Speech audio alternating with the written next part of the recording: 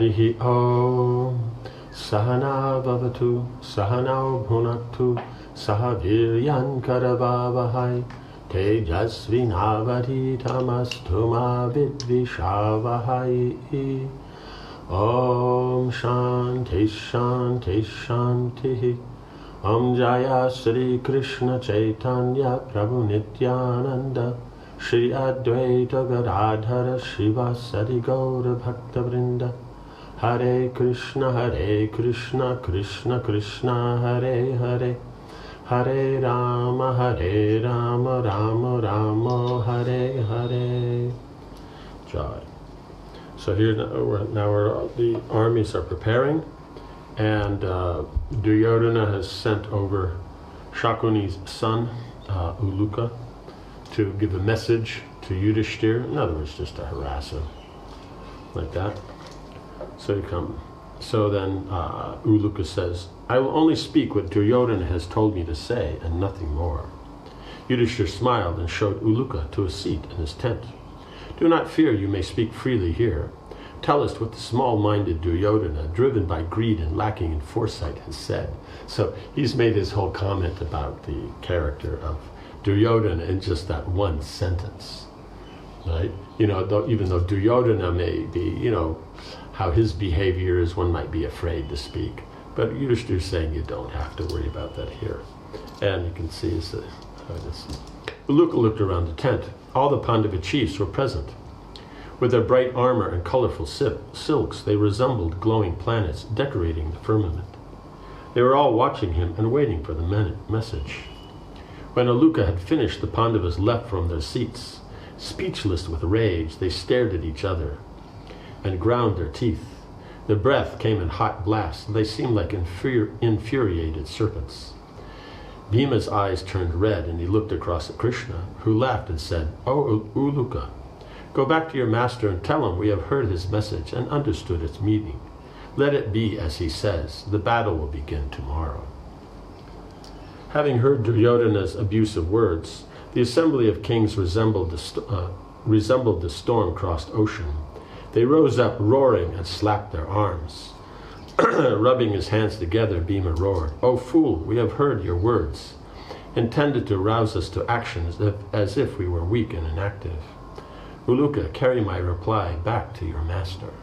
Duryodhana, only due to respect for our elder brother have we tolerated you for so long. The virtuous Yudhishthira has offered peace. You have refused. Pushed by your own fate, you now desire to meet Yamaraj. The battle will certainly begin tomorrow. I have vowed to slay you and all your brothers. Do not doubt my power to carry out this vow. The ocean may transgress its banks. The mountains may split asunder, but my words will not prove false. O you of little sense, not even the gods and demons combined can save you now. I will drink Dushasana's blood and grind the rest of the Kauravas into the earth. Any Kshatriya approaching me in anger will at once go to death's abode. I swear by my soul that I speak the truth. Sahadeva then stepped forward. Tell this to the fool who gives you orders. Only because of you has this dispute arisen. You are born for the destruction of your own race, and indeed of the world. Goaded on by Shakuni, you have always acted with evil intentions towards us. You will soon be slain by me before all your warriors. Duryodhana's message was creating a tumult in the Pandavas' tent. The kings and warriors shouted and waved their weapons at Uluka. Arjuna calmed them. He then turned to Bhima and said, "O Bhimsena, be patient. Those who have made you their enemy will soon be destroyed. Nothing can save them. There's no need to rebuke Uluka. He is only an envoy. What fault can an envoy commit? The words he spoke were not his own." Arjuna looked at the assembled kings. You have all heard Duryodhana's foul speech directed towards Krishna. With your leave, I will give my response. By now, Uluka was trembling.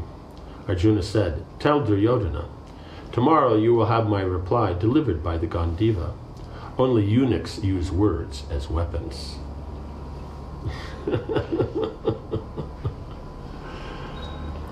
Arjuna took a seat by Yudhishthira's side, who then said, I have heard your master's words, Uluka. Tell him in reply. O fool, you have ever adopted an evil course with us. Although you lack power, you now challenge us to war. Depending on others' prowess, you utter threats. A real Kshatriya fights his enemies depending on his own power. Since you aren't able to do so, why do you roar so much? Because he's making this whole scene, which is very true here, is that it's only because he has Karna and Bhishma and Drona. He says, when you see all of them out there, then you'll be afraid. You'll wonder why you're here. They'll go running away. It's not because they see him, because Bhima has defeated him so many times physically. And we see that Arjuna has defeated him also twice, just in the last, very short time. And so, and that's not counting the Gandharvas, right? And so that's the point that they're making, is that because of other strength, he has 11 Akshauhini, now he's very proud. But the point is it's not his own strength. So his point is Kshatriyas, they fight on their own strength. But this is not, so it means he's good at politics. But, as a Kshatriya, the main point of a Kshatriya, the ability to protect and those things, that's not where his strength. Seeing that Yudhishthir had finished, right? So that was, Yudhishthir made that point. Arjuna only said that one sentence. You're just using words to harass others. But it says the real Kshatriyas, they just fight. They don't talk so much. So he's already insulted him there, and then Yudhishthir made his point. Seeing that Yudhishthir had finished, Uluka rose from his seat to depart. Krishna checked him. Also say this to Duryodhana. O sinful one, you think that I shall be of no consequence in this war, as I will not fight. Do not make such a miscalculation. I will act as Arjuna's charioteer, and you will see him everywhere, destroying your forces as fire burns dry grass. Even if you go beyond the 3 worlds or enter the nether regions, you will see Arjuna's chariot there tomorrow. No matter where you go, you'll see him. And Krishna can take, as we saw. Krishna took the chariot, driving. They went through the coverings of the universe, went to visit Mahavishnu. So when he says that, it's something he can do. You also think Bhima has indulged in idle threats, but you can consider that he has already drunk Dushasana's blood. Neither Yudhishthir nor his brothers are in the least afraid of you. You are only strong in speech. As Krishna stopped speaking, Arjuna leapt to his feet. He was not satisfied with the curt response he had given to Duryodhana. He spoke again. Tell this to your master. O worst of men, having installed Bhishma as your commander, you are boasting that Arjuna and his brothers will never attack him, but I will make him my first target. Arjuna's voice seethed with restrained rage as he went on. Although the worshipful grandfather's senses are under control, and he possesses great wisdom, he has taken your side and chosen to die. I will not hesitate to direct my arrows toward him.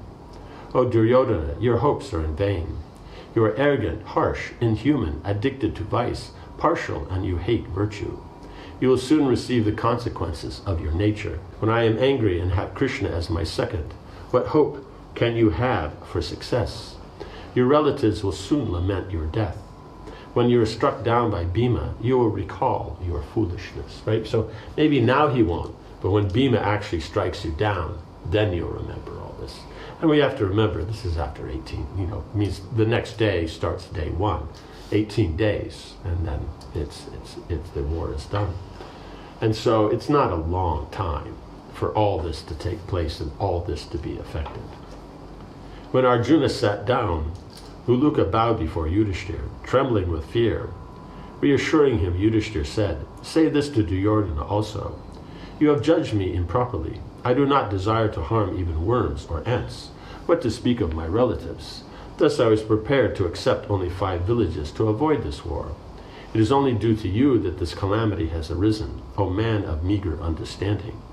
Overpowered by lust, you could not accept Krishna's advice. For that reason, you rant like one deprived of the senses. What is the use of your words? Come out and fight along with all your friends. Death awaits you. And we also have, can appreciate that Yudhishthir, because he has that thing connected with Dharmaraj. So when he says death awaits you, then, he's saying on strong ground here. Bhima wrung his hands together and breathed heavily. Although he would have accepted a peaceful solution to the conflict, he could not deny his joy at the prospect of finally confronting the sinful Kauravas. Uluka's message has stroked his long-cherished anger to the point of distraction.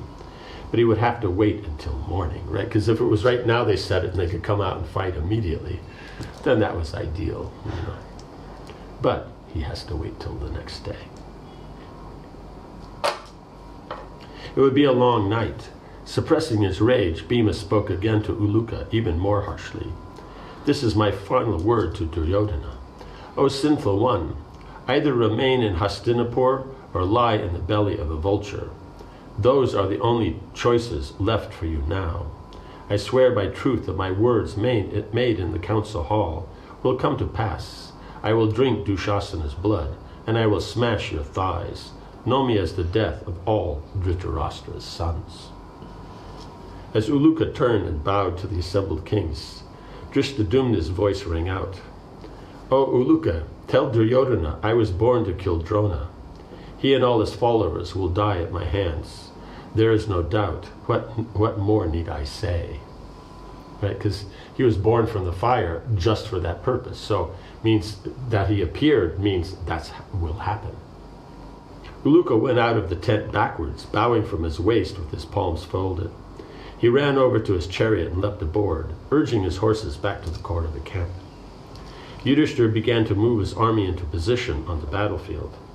Drishtadyumna appointed specific tasks to the principal warriors. Each chariot fighter was to protect the divisions of foot soldiers from the enemy charioteers. Equals should fight equals. The chiefs of the army were allotted chiefs on the opposing side. Bhima would fight with Duryodhana, Sahadev with Shakuni, Nakula with Ashwatthama, Shikandi with Bhishma, Uttamauja with Kripa, and Drishtadyumna would engage with Drona.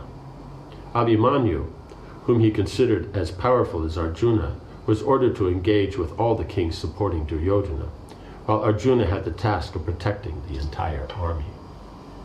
Gradually the Pandavas' forces arrayed themselves. By evening, everyone was in position, ready to march into battle the next morning. Duryodhana was sitting amid all his generals when Uluka returned and delivered the Pandavas' replies. The prince sneered and turned to Bhishma. The war begins tomorrow, O grandfather. What should be done now? Bhishma, having surrendered himself to the certainty of war and the hopelessness of making Duryodhana see sense, replied, After bowing before Kumara, the god of war, I will act as your general. I am capable of organizing armies as Brihaspati. Conversant with every means of attack and defense employed by men, god, and demons, I will confound the Pandavas. I will fight according to the rules laid down in holy books, all of which I know. Let your fears be gone. Right. So, as he's pointed out, is that all these others you see are on Yudhishthira's side. They're all in that mood of respect for Yudhishthira, that they're here to help and fight for the good cause and all that. And so they're each individual fighters who are uniting together, and they're all then fighting. But you see with Duryodhana, then he expects everyone to fight on his behalf, and then you see like Bhishma here, he's fighting on his behalf. So it's kind of like, because he's such an idiot, they're taking care of him, rather than because they respect him, they're taking care. Very different. Duryodhana did not like hearing that he might be afraid. I am not afraid even of the gods and asuras united. O you of long arms, I tell you this truly. How much less afraid am I when I have you as my commander and Drona by my side, right? So he's saying he's not, but he was defeated by Gandharvas and stuff like. He's talking about the host of demigods. Some Gandharvas caught him, and they're not the most powerful. Right? O best of men, with you fighting for me, I think kingship of the gods would not be hard to attain. So he's dealing with them, but it's not so much etiquette in that, like you see with Yudhishthira's side. They're mentioning that their glorification is actually etiquette and actual respect. But with Duryodhana, it's all politics. It's just diplomacy, just to say things nice so that they'll be inspired, so they'll fight their best, so he gets what he wants. Right? Duryodhana paused reflectively. Surely his army was invincible, especially under Bhishma and Drona's leadership. But the Pandavas had so far proven difficult to overpower. Even without the support of an army, now they had amassed 7 divisions of warriors ready for war. And the brothers, protected by the wily Krishna, would fight filled with rage. He had made sure of that. The Kaurava looked inquisitively at Bhishma. I desire to hear from you about the strengths and weaknesses of the enemy, and of course ourselves. Please tell me everything you know. Sitting before a large number of warriors in Duryodhana's tent, Bhishma said, O king, listen as I describe to you who are the Ratas, Maharatas, and Adhiratas in your army. There are thousands of Ratas on your side, each capable of contending with 1,000 warriors at once. There are also numerous Maharatas, who can stand against 10,000, and many Adhiratas who can face an almost unlimited number of opponents. You, O son of Gandhari, are an Adhirata, and your brothers are all Maharatas. All of you are skillful elephant and chariot drivers and expert with weapons. You will slay Pandava forces in large numbers. Bhishma then described the strength of every principal warrior on the Kaurava side. He described Kritavarma, Shalya, Kripa, Drona, Ashwatthama, and Bahlika as Adhiratas. Right, so then his, what do you call it? His main generals there. When he came to Karna, usually considered an Adhirata, and upon whom Duryodhana had pinned his hopes, Bhishma said, because of Parasuram's curse and the loss of his celestial armor, he is no longer powerful. Although he brags of his prowess, and you have elevated him to a higher station than he deserves, he is of little consequence. In battle he becomes confounded and is too soft on the enemy. In my opinion, he is only half a Rata. When he becomes before Arjuna, he will not escape with his life. Drona agreed. It is so. What you say is never false. Right? Because he has Parasuram's curse. So that means when he really needs it, means if he's fighting well, means he doesn't really need it. He's not in danger himself. He's fighting very well, so he has a good capacity. But he's not in danger. When his life is actually in danger, he won't be able to use his weapons. He won't be able to remember the mantras. Like that. It means he can shoot his bow and arrow, but he won't be able to remember the mantras to release astras. Karna started up from his seat, his eyes angry. O grandfather, you are ever given to piercing me with your sharp words. What sin have I committed that you derive such pleasure from insulting me? I tolerate it only for Duryodhana's sake. In my opinion, you too are only half a Rata. They just talk, him and Duryodhana. That's the whole point. They don't understand. He's of celestial origin.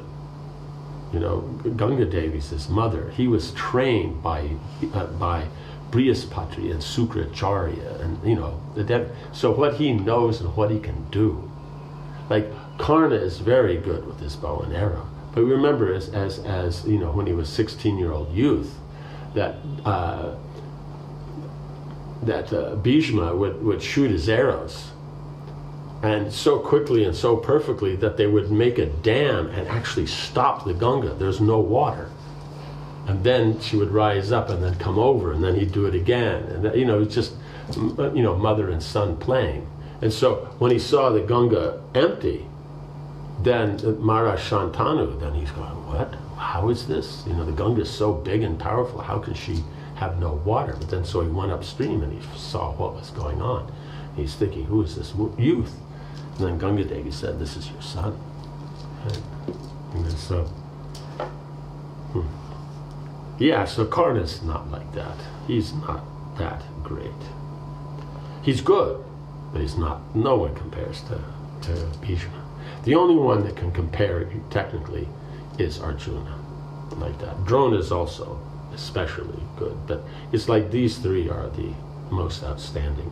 But Karna and Duryodhana talk as if they're nothing and they're everything. But this is their foolishness. So we will see how the fools continue to talk. Om Hare Krishna, Krishna Krishna, Hare Hare, Hare Rama, Rama Rama, Hare Hare. Srila Prabhupada ki jai.